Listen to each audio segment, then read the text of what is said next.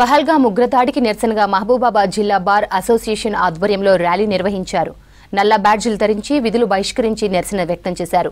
దాడిలో ప్రాణాలు కోల్పోయిన వారి ఆత్మకు శాంతి కలగాలని కోరుతూ నివాళి అర్పించారు. మృతుల కుటుంబాలకు సంతాపం తెలియజేశారు. ర్యాలీలో అసోసియేషన్ ప్రెసిడెంట్ ప్రేమ్చందర్, శ్రీనివాస్, హరికృష్ణ, మౌనిక, న్యాయవాదులు పాల్గొన్నారు.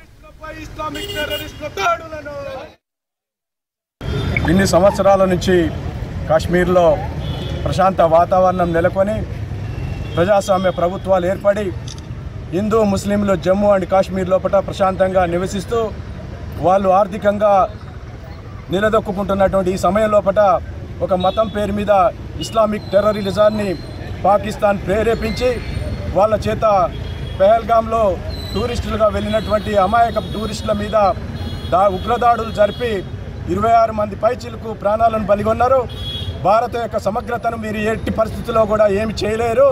భారతదేశంలో హిందూ, ముస్లింలు, సిక్కు, క్రిస్టియన్ అన్ని మతాల వాళ్ళు కూడా మొత్తం సమిష్టిగా ఒకటై ఉన్నారు.